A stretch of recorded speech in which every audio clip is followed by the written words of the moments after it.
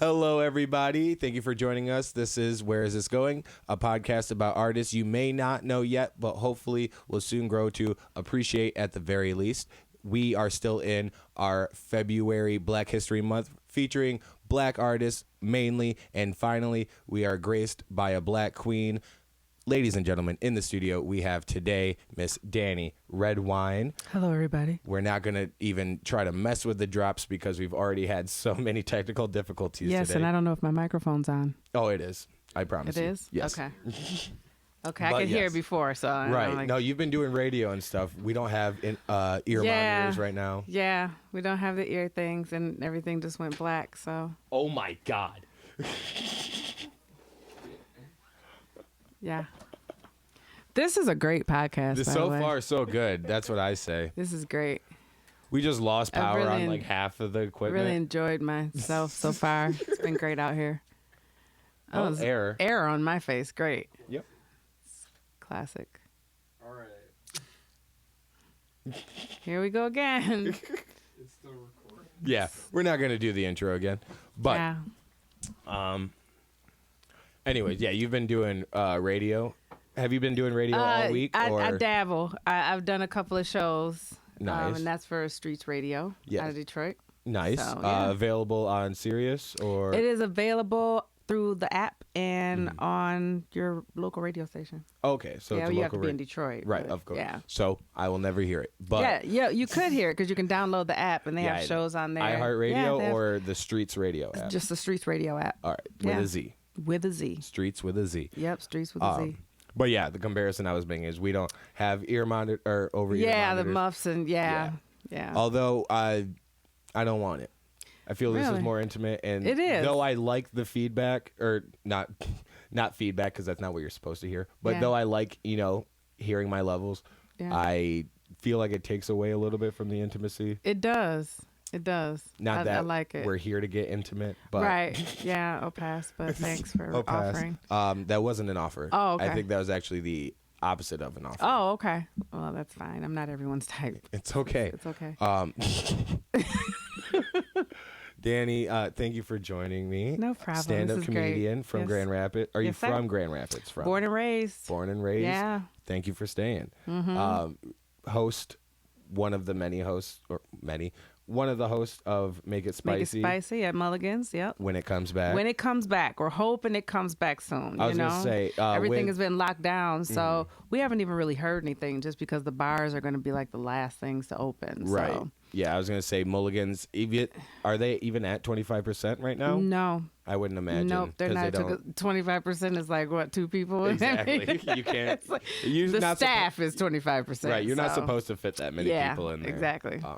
But looking forward to when Mulligan's does when come it gets back. started back up. Me too. Yes. Me too. I'm missing being on the stage. It's The lack of open mics in the city where you could usually do one a night every week. The lack of open mics right now is sad. right. It hurts. And it is disheartening for me because I'm friends with a lot of people that have not been afflicted by all the shutdowns. Right. And I know working comedians that are working every weekend and going to open mics. And it's like, man, Going to other Michigan? states and stuff. Yes. I find it sad. Ben Bradshaw and I were talking about how it took a pandemic and our state completely shutting down for us to finally go to open mics in other states. Yeah. Like Ohio and Indiana. Yeah. And we plan on going to New York in a few weeks to New York check is out dope. some more. Oh, New York is so dope. But yeah, and unfortunately it's because we're forced to. Yeah.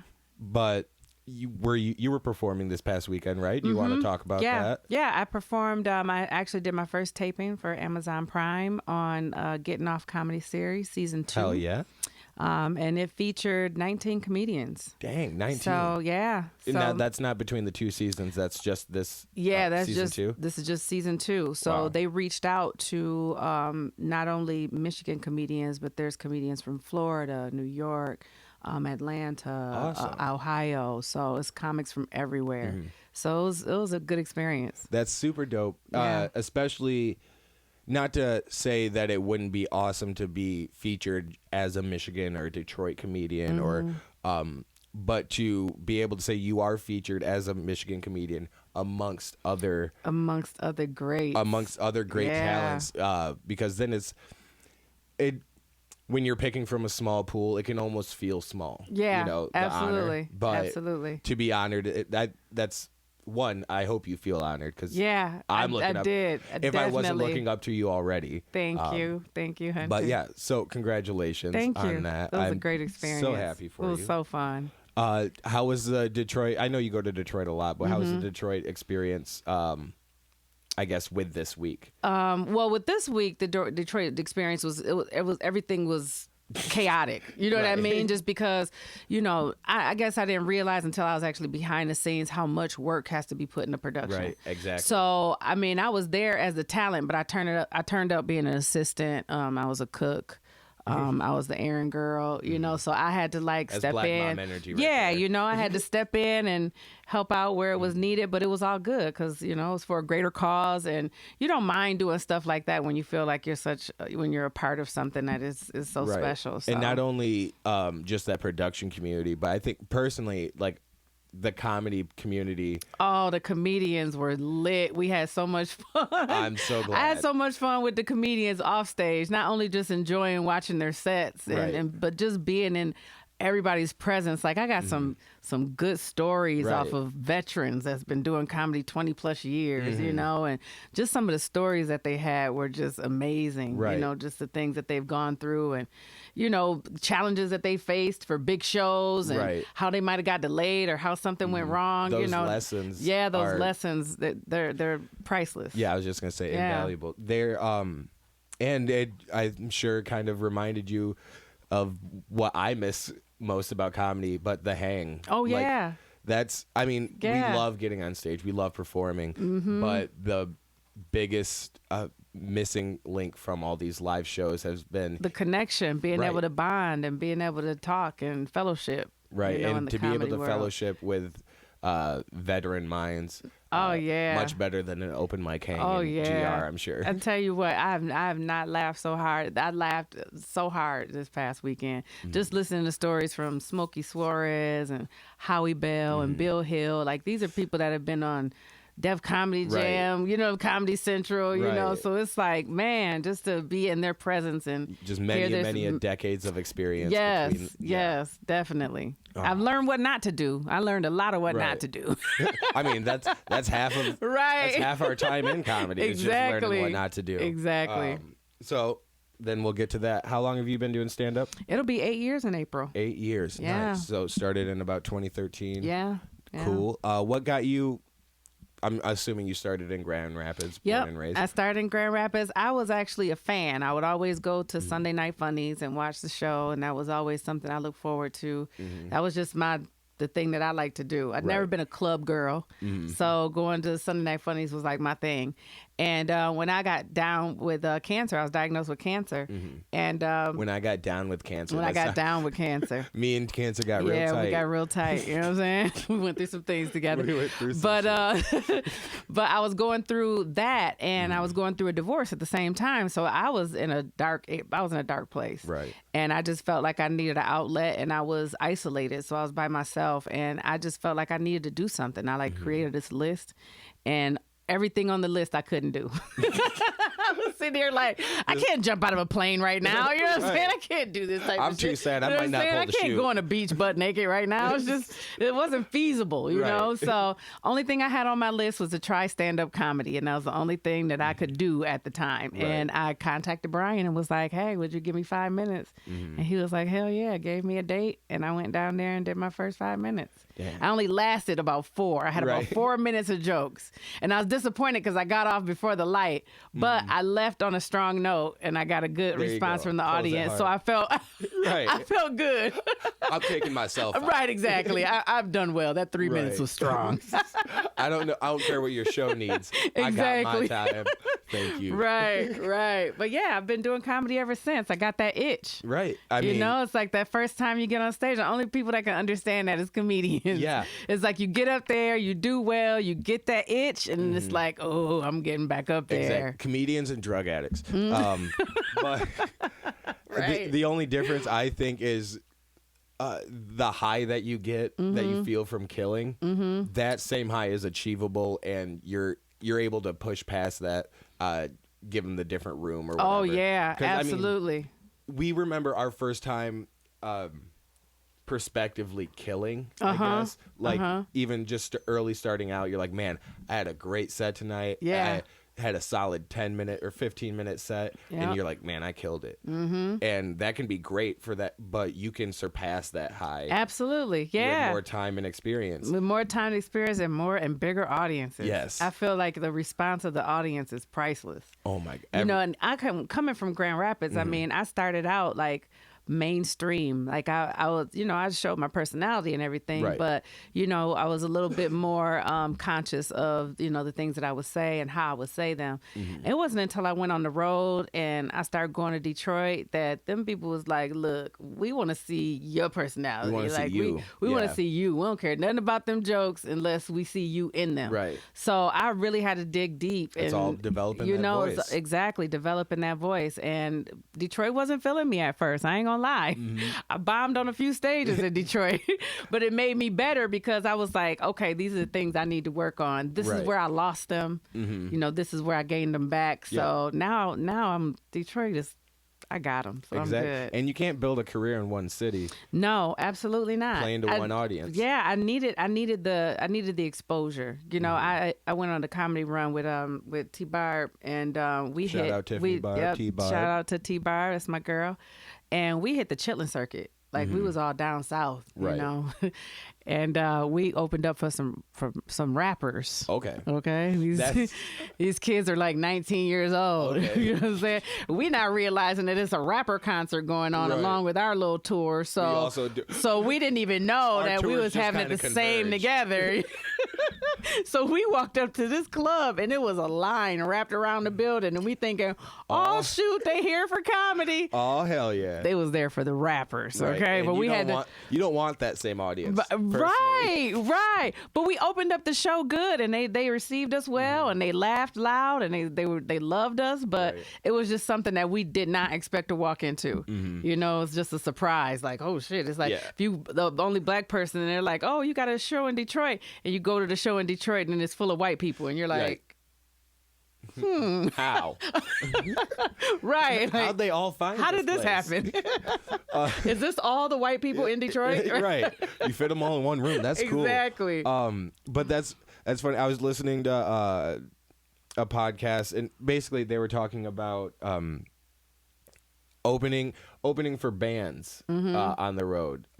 Bill Burr was talking about it, I think. And that's like the white version of what you experienced. Right. Like opening for a rock band, and they're all drunk as shit. Just get off the stage. We Right, they don't care. want to hear you. Right. But then I imagined it would be almost worse at a rap show, at a rap concert. Oh my goodness. Mind you, 19 years old. Exactly. These were young Young. rappers.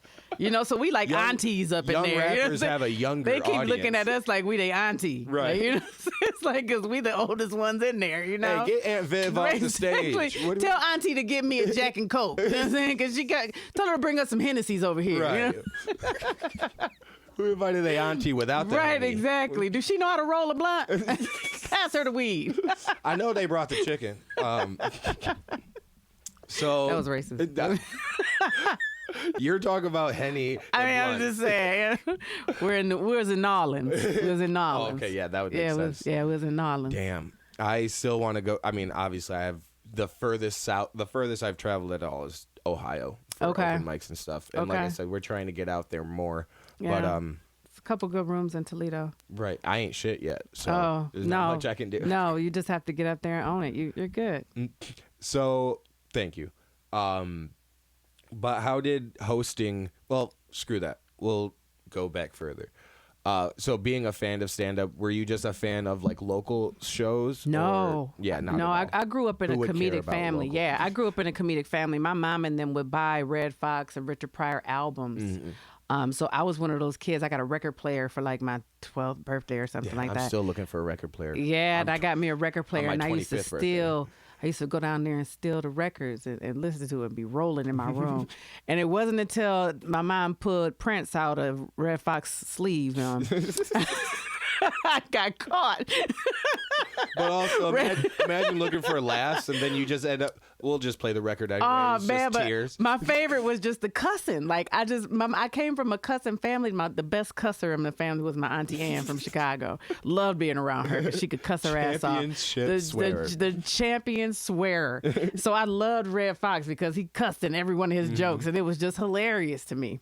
So yeah, I've been a fan all my life. We would, when I got a little bit older, we would sit up and plan to watch like Raw and like the comedy specials that came out. Yeah. So I was a big fan of that. Loved In Living Color was my shit. I was gonna say In Living Color. In Living Color was like that was one of it my for first me. Comedic experiences. That was too. it for me. After that, I was like, this comedy is what's up. Right. Everybody needs comedy. So That's beautiful. yeah. So did you? I don't know why I feel like growing up in Grand Rapids is weird just because I grew up here and I've always seen Grand Rapids as a destination for me. Okay.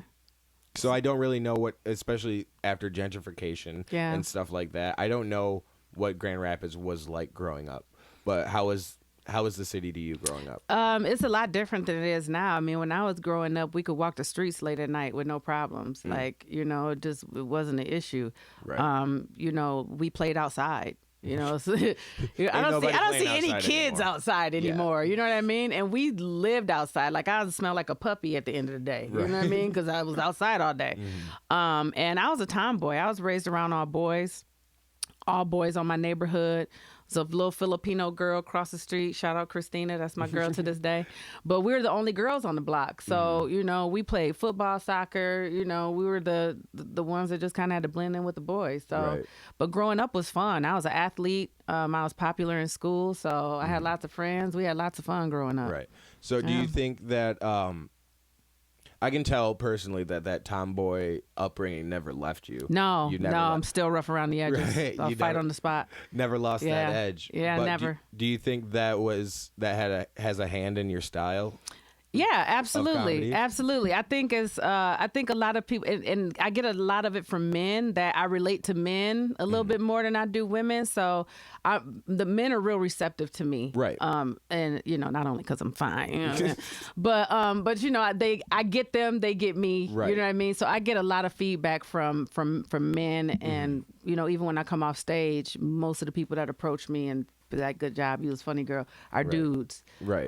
So I think that being around men is just kind of giving me that in tune with my masculine side. And a broader I'm reach. and I'm not afraid to talk about certain things that certain women are little, And I think that is a brashness that men may have over women, or I guess it's not even so much biological as it is upbringing. Right. Right. And I get that a lot. Like I have male comedians that be like, yeah, I was at a show and I said your name and they knew who you were, and they was like, that's my nigga. Yeah.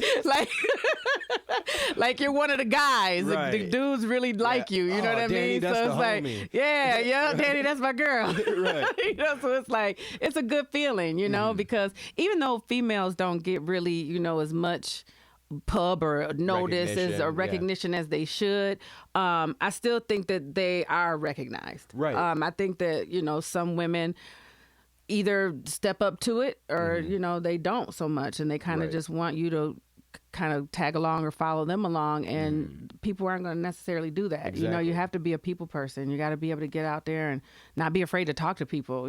Some comedians are real standoffish, and I've come to shows plenty of time, come in the room, introduce myself, and you can always tell the people that are like, hey, how you doing? I'm from such and such, and the other comedians that are kind of like, hey, whether it be just nerves or their personality. But you know what I mean? Or exactly. just who they are. Right. Just maybe a shy person. So, but it's cool. And I'm sure you've heard this a lot, but there is difficulty with it being like a male-driven industry or a male-dominant industry. Oh, absolutely. There is immense pressure to just fit in or be one of the guys. Oh, absolutely. Do you know how many offers I get in my DM for a titty shot for a Cash App to do a show?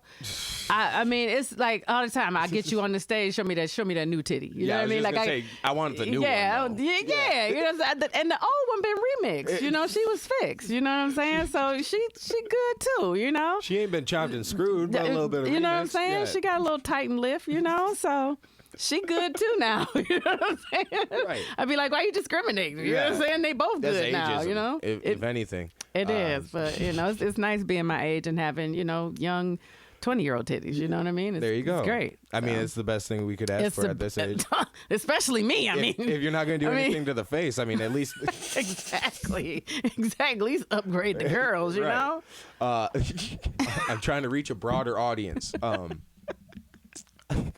That's a good one. I'll write that down. I'm glad. How do you?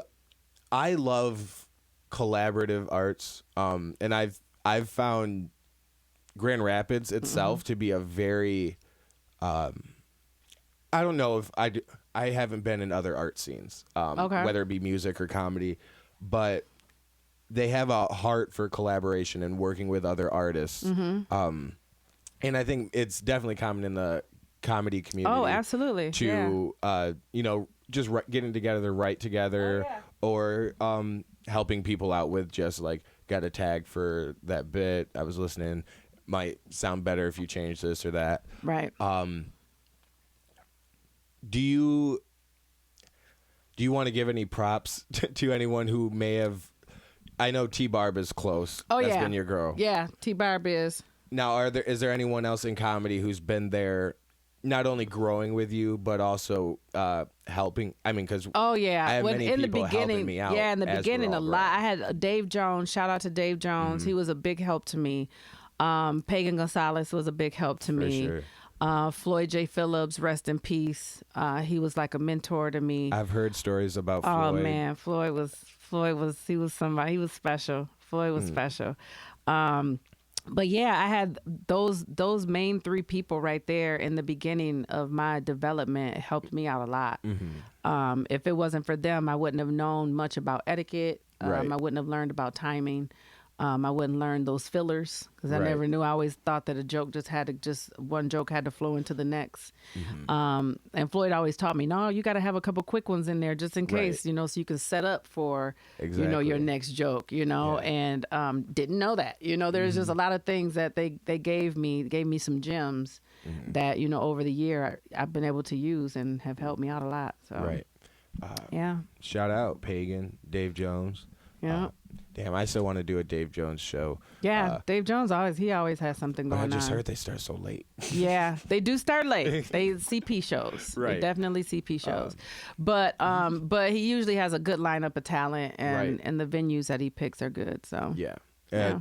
And he always has people there. Yeah, I mean, regardless of how late it is, there's an audience. They're there for the show. Yeah, they're there for the show. So he gets a lot of support. And that I was gonna say that's a great audience to have on a hook. Yeah, you know? absolutely. Yeah, that's steady support. Yeah. Do you?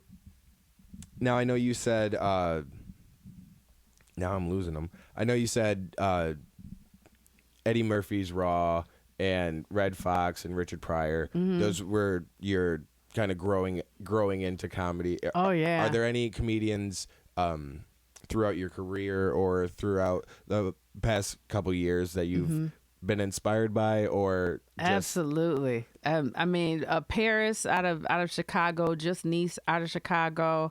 Those two women are, I like look to them for inspiration just because, first of all, they are so funny. They're so charismatic on stage. They're black women. Right. And they are up and coming. Like I almost flew. I watched Tiffany Haddish's just her recent show. She had the They Ready. They Ready. She had the second season with Godfrey on there. Yeah, I was just. And at the end, they had like this commentary where the comedians are just talking, and Tiffany had asked the panel, you know, who they thought should be up next, and they dropped my girl Paris' name, and I was like, man, I've been watching Paris for a long time, but I was watching Tiffany before Tiffany blew up. So when everybody was like raving about Tiffany, I was like, I've been watching her for 10 years. Like, where y'all been? I've been watching her. And that's something in comedy that I think is unlike a lot of other. I mean, sure, there are bands that are like big at a local level, but even you could be watching a local level New York comedian on their rise and be admiring what they do without anyone else really over the country knowing who they are. Yeah.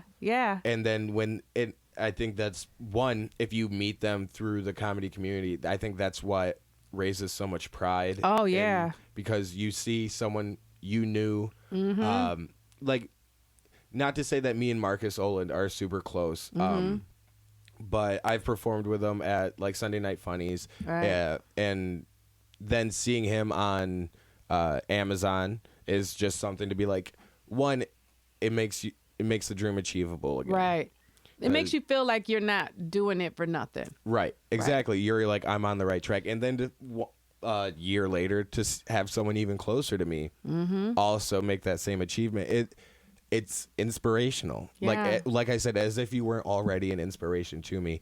I want you to know that your success, however it seems to you, and I'm sure this is big and it should be, but it's so big to those around you, and it has an impact. It has an impact on those looking up to you and who have been admiring what you do. I appreciate that because I swear I feel like no one sees it. You know what I'm saying? I'm always surprised when I go places and they're like, "Oh, I saw you on such and such." I'm like, "You did?" That's like, the comedic's cool. brain. It is. That's the self-esteem that got us into this. I think so. Know? It's just like, oh, they probably didn't see it. I don't want to be like, "Hey, y'all, hey, everybody! Didn't you see me? Didn't you see me?" But also, I can't tell you to change that because no one wants to be that. Right. And also, it's part of what makes us funny. Yeah, absolutely. If we ask how we did, we want to hear that we killed.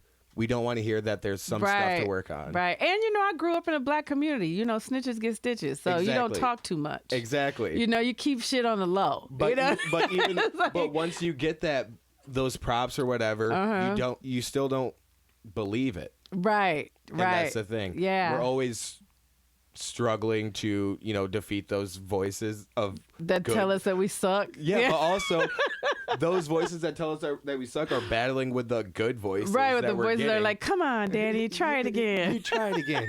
They said you were killing it. Just go back to it." Which is not only voices in our head, but sometimes like last week at JB's Whiskey, it will be an actual black woman's voice in the crowd. It's like, "You suck. I came here to laugh." Or, "It's okay, baby. You keep going." That's even worse. That's what we heard. That's what we heard last week. It's okay, baby. You got it. Keep going. You got it. You'll get there. I want to say that to someone. It's okay, baby. Keep it's a going. phrase that can only come from a black woman. I want you to know. A black older woman. To hurt. To hurt and heal at the same time. You're like, thank you for this love, but I can't take it. Right, exactly. Exactly. But that's the epitome of the conflict going on in ourselves. Yeah. That pushes us to get back on stage. Absolutely. What is your main motivation for what you want to do in comedy, making people laugh? But what is your motivation for wanting to do so? Oh, well, I have to admit, I don't get motivated quite often because I work a regular job. Right. I'm a little bit older. A sister be tired. So my main motivation is T-Barb. Like, my girl, like watching her and everything she does, I cannot believe the stuff that she does. She's amazing. So just to watch her keep pushing, and she's been doing comedy for like 5 years, less than I have. And the things that she has achieved in that time frame is amazing. So, it just really makes me look forward to the day that I have more time, that one day the life will free up some of my work time that I can put more into things that I would like to do, because it does take all day. Like it, sitting down and write, like I can barely find time to just sit down and focus on writing. Right. Because there's always something going on. There's always something to do. There's always something going on, or there's always something that is jacked up in your life. Right. Your car broke down, somebody passed away, somebody needs your help, you gave them your last, now you broke until you get paid. I mean, there's always something. Right. I had my identity stolen, my car charger stolen, and my car broke down within a 4-day frame. Also, this was all leading up to me going to Detroit for getting off comedy. Trying to step in your way, man. I got stranded in Howell, Michigan. Yeah, that's Howell. No black people are allowed in Howell. I think there used to be like a curfew city. Yeah. So here I am, cute comedy black girl sitting in Bell Tire parking lot, stalled at nighttime. I just knew the KKK was gonna come down and get my ass. Did you see a flame coming in the distance? Right. Like, I know get that lower in my seat, like, oh, let me see if my blackness can blend in with this seat. I'm just gonna close my eyes and shut my mouth. I'm just gonna be quiet. I'm gonna play dead. I'm gonna play dead. Play like I'm already dead. Or play possum. If they already see a dead one, they won't want to do anything right, exactly. Or I can speak a Spanish. Maybe they'll spare me if I speak a Spanish. I'm Dominican. Does that help?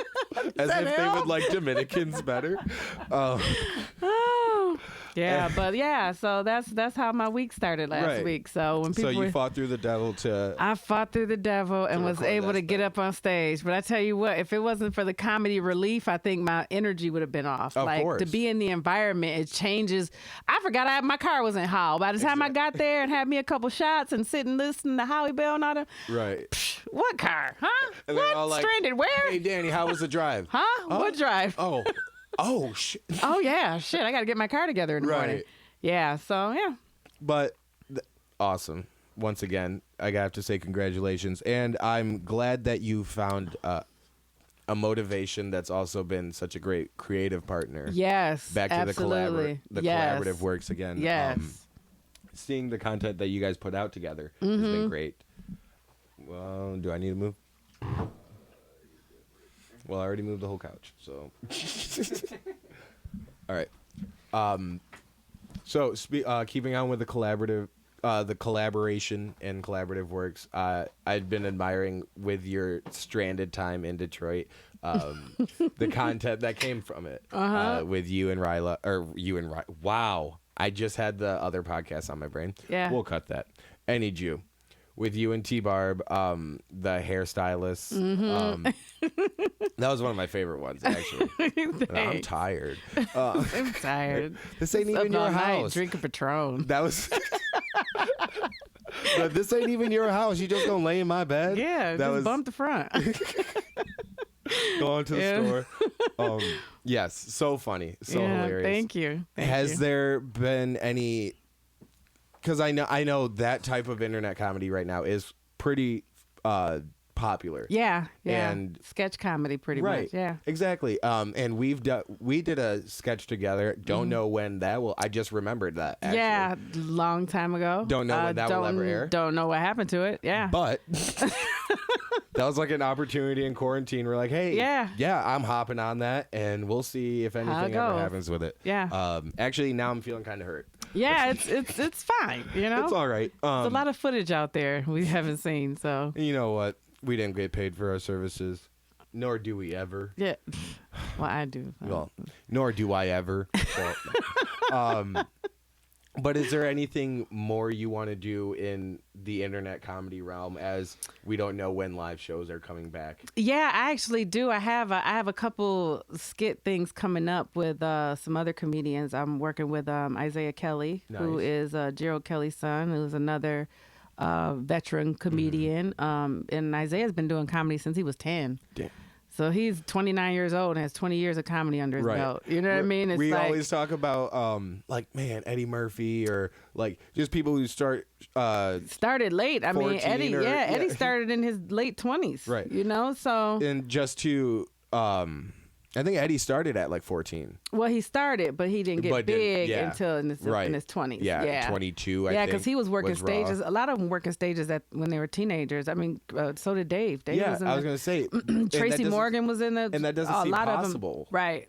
At all. To Isaiah's brother is 10 years old. He's got a brother that's 10, I think, that goes to comedy clubs and performs. And, you know... but that's also the family. Yeah. And that's the beauty of being brought up in funny. Yeah, or absolutely. Just around industry too. Oh yeah, definitely. But yeah, awesome. So I got a couple skits coming up with him next month. He's touring right now with Lavelle Crawford. So yeah. See, the proximity it can be dangerous, but also, like we said, motivational. Yeah, absolutely. I've touched and developed relationships with a lot of good people, so I can go pretty much anywhere and be looked out for, you know, or get on a stage or do something. And that's kind of what I'm proud of. Like, I don't talk about it a lot. I'm proud of the relationships that I've built over the years, just because it's hard to connect with certain people. Right. You know what I mean? So to be able to connect with people that you actually have a chemistry with, that says, hey, whenever you in town, let me know. You know that you're coming, so I'll get you on the stage. I got Riddles coming up pretty soon. I'm going to get on Riddles. I tried to get on Riddles in December. I was supposed to open up for my girl Just Niche. Really? And they shut Chicago down for a second time. So I'm looking forward to doing that in April. Are you opening up for her again? I don't know who I'll be opening up for. Okay. Bo just said he'll let me know when. So that's awesome. But yeah, those are the things I look forward to. That's so. I was gonna ask because I have two more things, and one of them was what you're looking forward to and what you're most proud of. Those are the two. So we'll go to that first. What are you looking forward to most, whether it be anticipatory in your career or things that are tangible and you see on the horizon, but also even those can be anticipatory at this point. Yeah. Well, what's on the horizon and what I also anticipate is moving out of Michigan. Yeah. I am looking to move out west. Nice. And I would like to, take my comedy a little bit further. I mean, I would basically be taking a step on faith because, I have a job and I can get a job wherever I go. Right. But taking a step out on just comedy and faith is a pretty big deal. Right. Especially when you got bills coming in. Exactly. So I would like to get to a place where I can actually just work a little bit and do more comedy. I was going to ask earlier if, because you had said, you have a day job, as a lot of us have to. Yeah, absolutely. But if you could ever, and I'm glad you already used the phrase leap of faith, but if you could ever just take a break and kind of branch out on that leap, but I'm glad to see that that's a plan of yours. Absolutely. It is a plan of that's mine. all what we're trying to do. That's all we're having trying the balls to take that leap, but also having the money to kind of back up the fall. Exactly. I bring my ass back to Grand Rapids if shit don't work out. This is home at the end of the day. This is me walking my happy ass back. Exactly. And I'd be like, hey, I'll just tell you about my experiences. Yeah, Nevada sucked. Right. Exactly. Utah ain't exactly. shit. But no, I love comedy. Comedy has kept me alive. Right. I mean, I went through a lot of stuff over this journey of comedy, and I don't cry about it on stage. You know what I mean? Yeah. Like, I don't make sad jokes, and my comedy isn't dark. I'm not unhappy. Considering the shit that I've had to go through. It's just like you gotta just keep moving forward. So. And with that mindset, you have no choice but to laugh. No choice. Right. Exactly. Why am I looking back? I'm not looking back at I'm anything not looking but to back laugh at it. Exactly. But to laugh exactly. at If I can get a good joke out of that shit, out of that bullshit situation, it's worth it. Hell yeah. Yeah. So if you can get another joke out of losing that titty, it'll make the titty even more worth it. And now I'm getting new jokes from having a new rack. I got a whole new rack now. In July, they upgraded. You know what I'm saying? Mama's got a whole I'm ready for a wet rack. T-shirt contest now for the Cougars. You know what I'm saying? I'll kill them bitches. I'm working at a Cougars Hooters. All the rest of them bitches be flat, pancake titties, and my shit is sitting up right. You know what I'm saying? I'm trying to win that money. Any wet T-shirt contest going on out here? I mean, it's woods and farms and shit. I know y'all. It's got to be a fucking community. Y'all. What are they doing? Chores? They're doing chores, milking cows. You think this is an Amish community out here? What else can you do out here? This is the most exciting thing in this whole vicinity, Right. I'm sure. Just wait until there's a bonfire out back. Sometimes the neighbors don't know what's going on. Right. Exactly. Like, who are all those white people playing that music? Exactly. Let's get our binoculars out, Margaret. Are they white? Margaret, are they white? Well, who else would be out here? Then my last question for you, Dany. Still it's two again. I can't narrow it down. That's fine. But what are you looking forward to?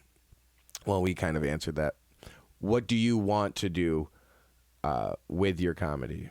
Definitely want to grow. I feel like for me now that I just did that special on Amazon, I'm like, shit, some of those, I got to retire some of those jokes. Like now it's time to build new content because this is going to be on TV streamed. So I don't want to keep continuing to use those jokes. Exactly. And I have been around comedy long enough to know that I've seen comedians from 6 years ago do the same set to this day. Right. And I'm just kind of like, there's no change. There's nothing added. There's nothing added to that particular joke. It's just the same exact set. I don't want to be a one-set comedian. And there's no reason to do that. Exactly. There's always content. Exactly. There's content about everything. The sad thing is that unless some people I think have that experience or have the opportunity to put something out there. Because I mean, we just filmed a show last night, and a lot of the jokes I did were new, and now I'm feeling some type of way about that. Not only because some of the jokes, like a joke or two, didn't land as well as I wanted it to, and now that's on tape, but also the new stuff that I may release in clips or whatever it feels concrete because it's already out there. It's already out there. Right. But with that, once it's concrete and out there, now you have a reason to do something new or to fix it or to build on it. But I think some people who don't put anything out there never feel a reason to do anything new. Exactly. And there's always room for growth. You know that I learned so much every time I go to a show and on a set. Like I said, I got mad jewels dropped on me this past weekend, you know, and they're going to be able to help me for my next set. You know, it's going to be able to help me think about, you know, what to do and what not to do, what to subtract, what to add on my next jokes. So because your career doesn't end with this taping absolutely either. Not. Absolutely not. And I think that you always have to, in order for you to stay fresh, you have to be able to continue to put new content out there. Of course. So, yeah. Hell yeah, Dany. Yeah. I love it. Anything else to promote? We know we have your Instagram, Dany_Redwine. Dany_Redwine on Instagram. And I post not only my videos, but I post a lot of funny memes and I highlight a lot of my favorite comedians, sketch art and clips. Check and out that sort story. Of thing. And I also, I'm on Facebook. Everybody's on Facebook. Yep. So you can find me on Dany Redwine on Facebook. I don't tweet. I Snapchat every now and then, but I'm looking into an OnlyFans for my feet because I'm gonna need some residual income, and I hear feet are popping out here. Especially if we take that leap. You know what I'm saying? So look for an OnlyFans soon from Dany Redwine. I'm gonna be featuring my feet. With a name like Redwine, there's no reason you shouldn't be in the industry. There's no reason. I need my own wine. I've been telling my family that for years. They won't listen to me. But I'm like, we need to be making money off of our name. Like, it's a dope last name. But yeah, so I'll be doing that. What do I have coming up? I have JB's Whiskey. I'm doing his. Nice. I'm doing the Clean Comedy when is Show. JB's? That's 27th, I want to say. 20. Well, is it February or March? February. February, then it's the 22nd. 22nd. Wait, no, it's not. It's the 23rd. 23rd. Okay, so I'm doing JB Whiskey's on 23rd. And then I got the Clean Comedy Show with Aaron Sorrells coming up. That's I'm going to be at the Ambrosia Theater in April. Nice. I am also, what else am I doing in April? I got some stuff going on. I'm drawing a blank right now. I'm doing another podcast. Nice. With someone. Nice. Yeah. You seem to be super pumped I know. I'm about sitting it. here like, let me think. Here's the pressure. What's all your stuff? Get your schedule out.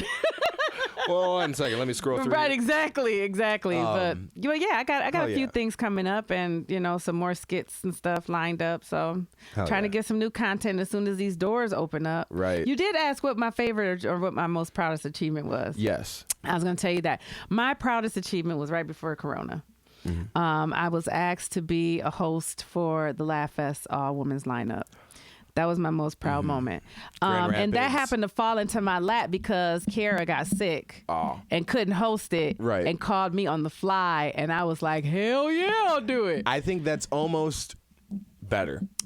Yeah. If you're not going to get recognition from the industry, which not to say you haven't, but to then get it from your peers, which means way more. It meant so much that she thought enough of me to give me a call. And because I am a host, I went up in there and ran it. I really impressed them. I feel like I impressed them. I felt comfortable. I did a good job. All the ladies were great. The staff was great, but it was endearing to me because it was Laugh Fest. Yes. Laugh Fest is the Grand Rapids Comedy Festival for those who don't know for some reason. And if you don't know the depths of it, it was actually an idea from Gilda's Club, which is Gilda's is a breast cancer group of women, Black women. That went through cancer, and they decided that laughter and comedy should be incorporated in our lives because it helps us get through things like cancer. Right. So it started. We celebrated our 10th year last year. So And that was my biggest honor. I was gonna say the Laugh Fest proceeds, because I believe most of the shows are charity. Yeah, our charity. So the Laugh Fest proceeds then go to Gilda's Club, who fund research. Fund research, and they also are advocates and supporters of survivors and women that have defeated cancer. So Right. Breast cancer specifically? Breast cancer specifically. Okay, that's what I thought. Yeah. Yep. Shout out Gilda's Club. Yeah, shout out to Gilda's Club. And shout out Laugh Fest. And Laugh Fest, There's Laugh Fest stuff going on right now. Yeah, I heard it's just virtual. I heard yeah. it's virtual this year. Hashtag sad. Yeah, it is pretty sad. And But- not a couple of people I was looking forward to opening up for. Because Yeah. that is a couple of people that were like, if I get there, Yeah. if I get called a headline, I'm going to have you open. And I'm like, damn it, COVID. I'm waiting on promises that can't Man, even be exactly. made yet. I'm waiting on promises that are not even guaranteed. So, But- yeah. But also, do you know when the release date is for Getting Off? It's going to be at the end of April. I'm not for Awesome. sure if it's the April, I think she said the 21st, but don't quote me on that. So late April. Check out Amazon Prime, Getting Off, comedy. Season 2. Nice. Look for our girl, Dany Redwine. And thank you so much, Dany. Follow Yeah. her on Instagram at Dany_Redwine. That's DANY _Redwine. Red Like the wine, wine just like you it drink. sounds. Yep. Red wine. You make me feel so fine. And I've been Hunter Miles. You can follow me on Instagram and Twitter at _Hunter Miles. And you can follow the podcast on Twitter at Where Is This GoPo and on Instagram at Where Is This Going Pod. Shoot us an email.